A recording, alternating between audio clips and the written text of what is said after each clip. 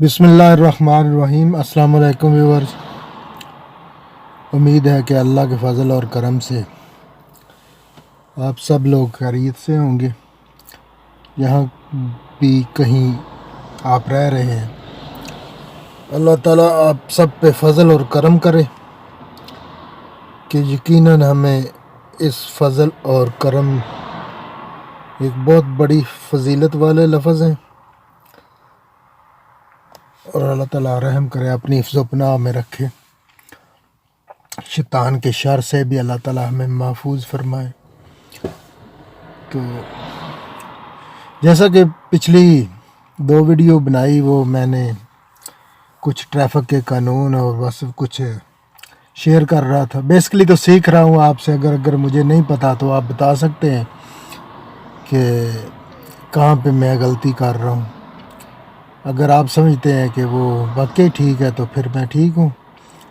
तो क्योंकि वो हमने सिलसिला शुरू किया इसलिए ताकि जो ख़वातीन हैं ड्राइविंग करती हैं उस पे हम काफ़ी सारे जो व्लॉग बनाएंगे और उसमें पहले कुछ रोड कवानीन बताएंगे, फिर उसमें आस्ता आस्ता जब हम गाड़ी की तरफ आएंगे, गाड़ी में अपने ड्राइविंग किस तरह करनी है, क्या क्या चीज़ें अपने ज़हन में रखनी है ताकि आप अपनी मंजिल पे बर वक्त और बिना किसी मुश्किल के से पहुंच सकें। तो एक बेसिक चीज़ जो है वो मेरे ज़हन में कल की आ रही थी, तो क्योंकि मुझे बहुत खूबसूरत लगी है। वो काफ़ी अरसा हो गया, तकरीबन 10-12 साल पहले मैं सुनी सी बात वो, तो मैंने वो ज़हन नशीन करके रखी हुई है। तो मुझे बड़ी खूबसूरत लगी, इसलिए मैं आपसे शेयर करने लगा हूँ आज। आई होप आपको भी अच्छी लगेगी।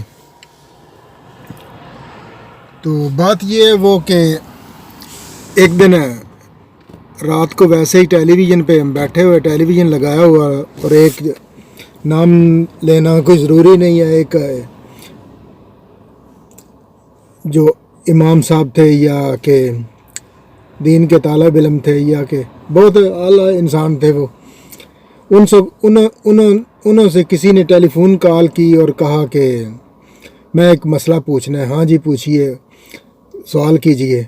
उन्होंने कहा कि रोज़े का अफ्तारी का टाइम हो गया है, तो मैं ट्रैफिक में फंस गया हूँ। आगे 1, 2 या 4 या जितने भी सिग्नल हैं, वो क्या मैं रेड सिग्नल क्रॉस करके, सिग्नल तोड़ के, इशारा तोड़ के जा सकता हूँ, अपने घर जल्दी पहुँच सकता हूँ? अगर मैं सिग्नल तोड़ता हूँ 1-2 तो फिर मैं 12 वक्त रोज़े के टाइम पे पहुँच सकता हूँ।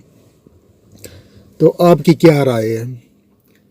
तो मैं भी पहले कंफ्यूज हो गया, पता नहीं इसको ये सवाल किससे पूछना चाहिए। हालांकि ये करना तो नहीं चाहिए, ये सभी आपको भी पता है कि ये इशारा तोड़ना गुनाह है, सख्त गुनाह, क्योंकि इसमें बहुत सारे नुकसानात भी हैं।